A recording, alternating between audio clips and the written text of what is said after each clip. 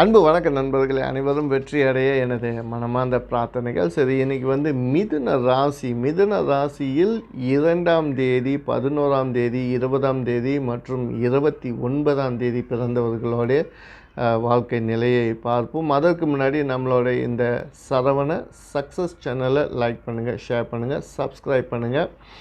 சரி, மிதுன ராசி என்றாலே அனைவருக்கும் தெரிந்த ஒரு நல்ல அம்சமான ராசி, அன்பான ராசி. இவங்க ரொம்ப ரொம்ப ஆக்டிவாக துருதுருன்னு இருக்கக்கூடியவர்கள், ரொம்ப செல்லமாக பேசக்கூடியவர்கள், பழகக்கூடியவர்கள். மிதுன ராசி என்றாலே புதன். ஸோ புதனுக்கு தனி ஆற்றலும் திறமையும் கல்வி திறமையும் அதிகமாக இருக்கும். கல்வித்துறையில் இவங்க பெயர் பெற்று விளங்குவதற்கு நிறைய வாய்ப்புகள் இருக்குது. பயிற்சியாளர்களாக இவர்கள் உருவாகுவார்கள். மேலும் மற்றவர்களோட அன்பையும் பாசத்தையும் உடனடியாக சம்பாதிக்கக்கூடிய ஆற்றலும் திறமையும் இவங்களுக்கு உண்டு. இவங்க வியாபாரத்துறையில் இருந்தாங்கன்னு சொன்னாக்கா ரொம்ப சீக்கிரம் வியாபாரத்தை சீராக செய்து முடிப்பார்கள். வாங்கிறதுக்கு எண்ணம் இல்லாதவர்களை கூட பேச்சு திறமையால் பொருட்களை வாங்க வைக்கக்கூடியவர்கள். சரி, இந்த இடத்தில் தேதி 2ஆம் தேதியும் 20ஆம் தேதியும் பிறந்தவர்களுக்கு ஒரே அமைப்பு தான். இவங்க ரொம்ப அழகாகவும் ஆற்றல் உடையவர்களாகவும் இவங்களோட சிந்தனை ரொம்ப ரொம்ப கூர்மையாக அளவுக்கு அதிகமான புது விஷயங்களை சிந்திக்கக்கூடியவர்கள். சந்திரன் அங்கே இருப்பதனால், சந்திரனும் புதனும் சேர்வதனால் இவங்களுடைய ஆற்றல் தனி ஆற்றலாகத்தான் இருக்கும்.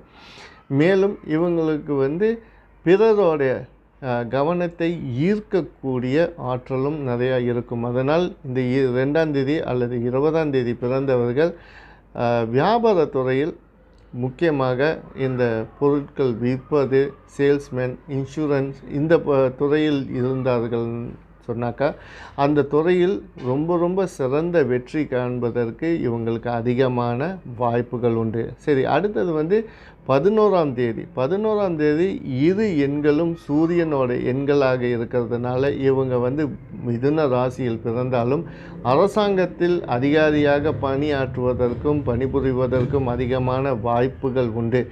மேலும் இவங்களுடைய தனித்திறமையினால் பதவி உயர்வு, பேர் புகழ் அடைவதற்கு இவங்களுக்கு நிறைய வாய்ப்புகள் இருக்குது. அரசாங்கத்திலிருந்து இவங்களுக்கு பட்டமும் பேர் புகழ் கிடைப்பதற்கும் இவங்களுக்கு நிறைய வாய்ப்பு இருக்குது. அடுத்தது 29ஆம் தேதி பிறந்தவர்கள், அதுவும் மிதுன ராசியில் பிறந்தவர்களுக்கு இன்னும் சிறப்பான எதிர்காலங்கள் உண்டு. ஆனால் இவங்கள் முயற்சிட்டு ரொம்ப சிரமத்தெல்லாம் சந்தித்து தான் வாழ்க்கையில் வெற்றி அடைய வேண்டும்.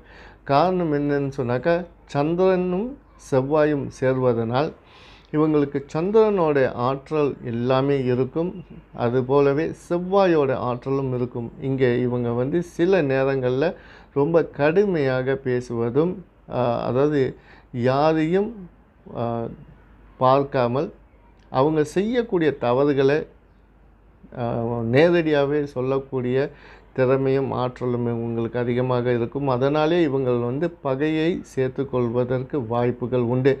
இருந்தபோதும் இவங்களுடைய ஆற்றலினால் மற்றவர்களுக்கு நன்மையை கொடுக்கக்கூடிய ஆற்றலாக இருக்கும். கோபப்பட்டாலும் மற்றவர்களுக்கு நன்மையை தருவதற்காக கோபப்படுவார்கள். மற்றவர்கள் செய்யக்கூடிய தவறை கண்டிக்கக்கூடிய எண்ணங்கள் அதிகமாக இருக்கும்.